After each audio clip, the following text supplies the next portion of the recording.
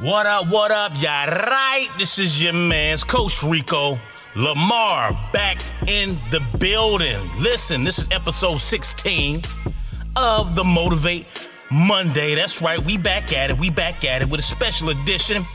We got a dynamic individual of whom I've had the opportunity to connect with recently. Brother by the name of Mr.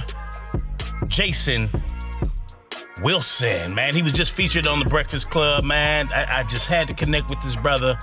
Here's a piece he did on desire versus discipline. You know, this is what Motivate's all about: educating, teaching, mentoring, man. Make sure you tap in. Be sure to subscribe to the channel. That's the Motivate X with an Xperience. And also follow us throughout all social media. Motivate Fitness Systems Mentoring and Education, as well as the M.O.T.I.V8 Hub. Man, check us out. We're backing you back into next time. Coach Rico Lamar, signing off.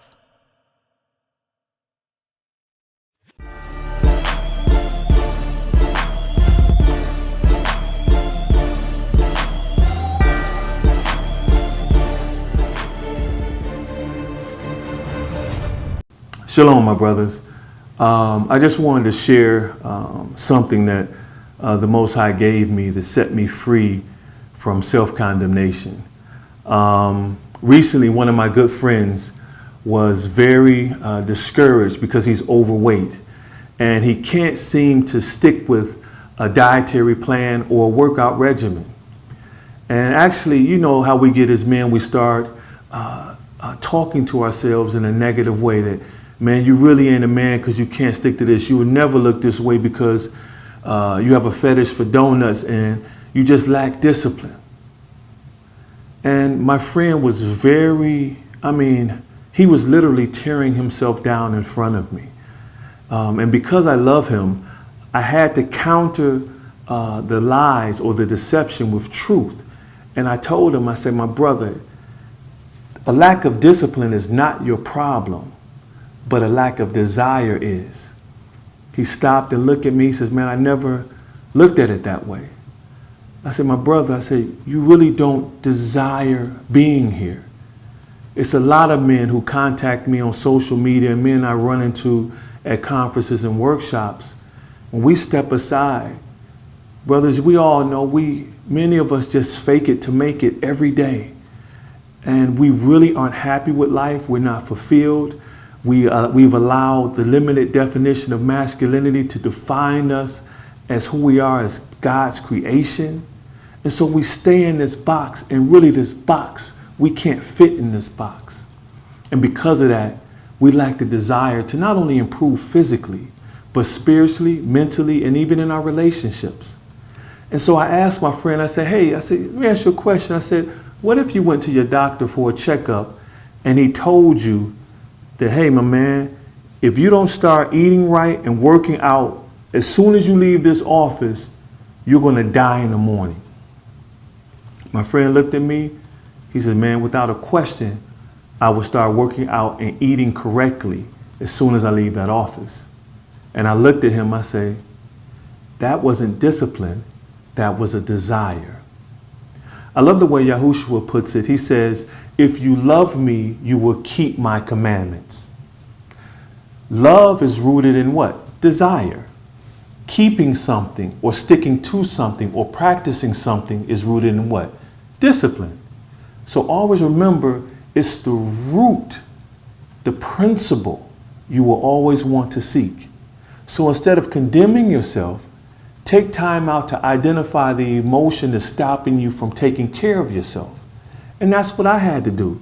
I had a lot of trauma in my life, and just say for working out, for instance. I had a good friend named Big D, beautiful brother, phenomenal physique, strong, one of the strongest brothers in Detroit. Dropped dead of a massive heart attack at 41 years old. It snatched my desire away from working out. But I just thought I was growing spiritually, and I just thought weightlifting was vanity, it's meaningless, it doesn't really help you anyway, just physically. That wasn't righteous. I was just wounded. And I was hurting because I yearned to be with my good friend. And because of that, I stopped working out and everything. And all of you know what I do. I need to be physically fit to continue to do what the Most High sent me here to do. But recently, he shared with me, Jason, it's not that you're not disciplined. It's the fact that you don't desire to do it because you feel that you're going to fail. You feel that you're not going to have your meals prepped. You feel that when your workout partner don't show up, it'll be 2 or 3 days that you don't go again. And that's when I realized motivation is fleeting. You have to have a drive in you that's bigger than you for you to do what's needed to be done. Another reason it's not discipline, I have several friends great martial artists who could choke you out or tap you out within a matter of a minute. I got guys that could kick cups off your head. I got guys that could knock you out with one punch. I know men who are in like phenomenal physical shape. You can see they got an 8 or 10 pack of abs. And they can deny all the food, sweets, and everything to maintain this physical look, but they can't deny their desires and keep their penis in their pants to save their own marriage. It's not discipline. It's the desire that leads us astray. And that's what our word teaches us as well. Our desires is what gives birth to sin. Also, our desires is what gives birth to righteousness if we desire what is right. Like the Most High told Cain when he was about to kill Abel. He says, sin is crouching at your doorstep, but you must master it. But Cain's desire didn't align with righteousness because all he had to do was change his attitude and submit or present his best offerings to the Most High. And he didn't, and we all know what happened after that. So again, I just want to take a moment to encourage you all, to let you know, stop beating yourselves up, my brothers. The world does a great job at that already. Love yourselves. Find the beauty in the struggle. And understand it's not discipline. Take time out, meditate. And I'm going to do a video soon teaching you how to breathe and analyze when these thoughts come, how to look at it and let it go, or how to hold it if it has any legitimacy, and then how to break it down so that it doesn't rule you anymore. Take the time out to do that so that you can, so that those emotions and feelings will stop killing your desire to do whatever it is you need to do to not only live, but to be successful in life and to be successful, more importantly, for Christ. So again, remember, it's always the root that comes before the fruit. Same thing with weightlifting. It's always the struggle to push, the desire to get that weight up that brings the muscle. It's the desire to live and love living that makes you change your diet.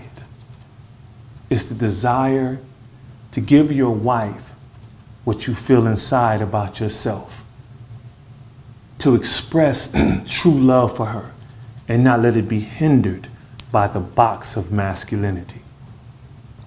The Most High created us to be comprehensive men, and that's where we're headed on this journey. Shalom.